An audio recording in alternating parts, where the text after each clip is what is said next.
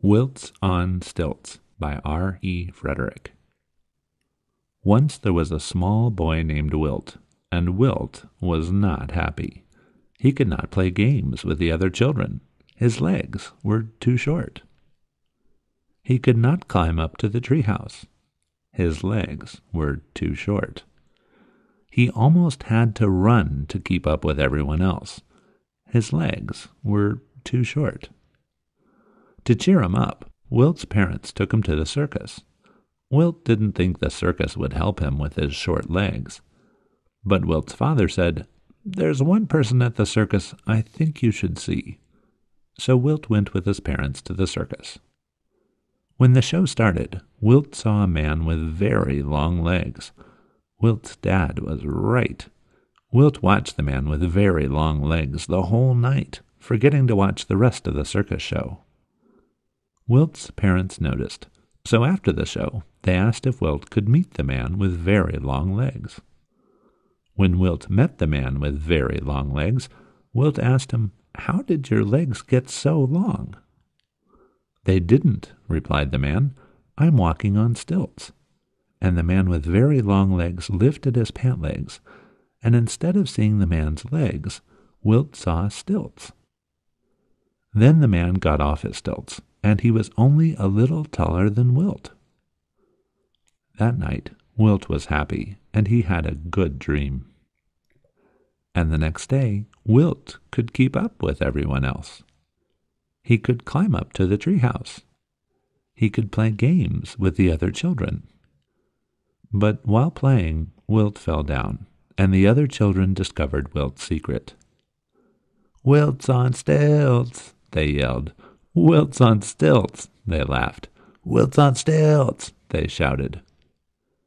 Wilt went home sad. The next day, Wilt thought, "Well, everybody knows I wore stilts, so why not wear stilts?" And so Wilt wore longer stilts. Then it was easy to keep up with other people. He could easily reach the treehouse, and it was very easy to play games. But the other children didn't want to play with him. He was not welcome at the treehouse, and no one tried to keep up with him. But Farmer Brown sure could use Wilt's help. So could some smaller children. Even Wilt's parents used Wilt's help. But Wilt was not happy.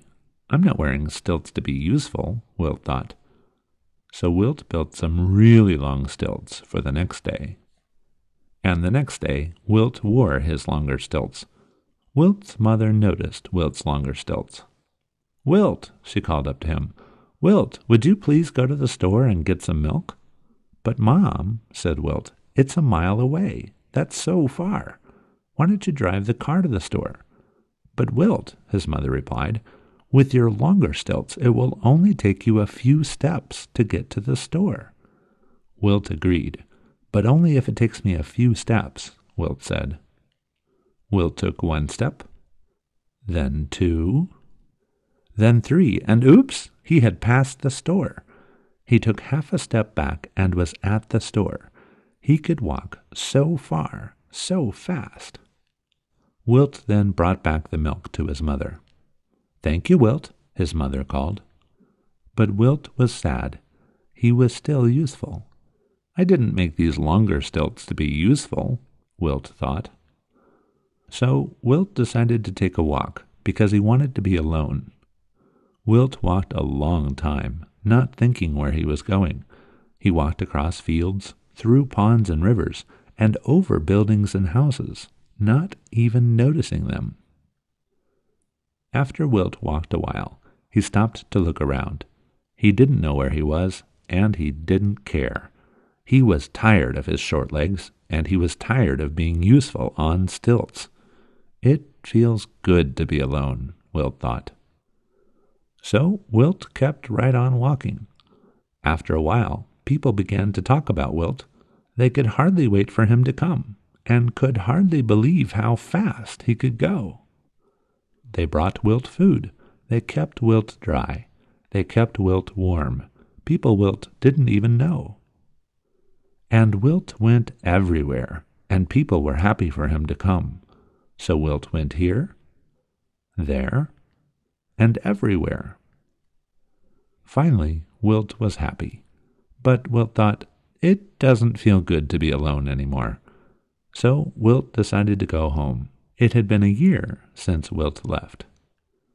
When Wilt got home, his parents were so happy to see him. "Wilt," they called, "come down off your stilts so we can hug you, and not just hug your stilts." And Wilt came down and got a hug. "Mom, Dad," Wilt said, "I'm not going to wear stilts anymore."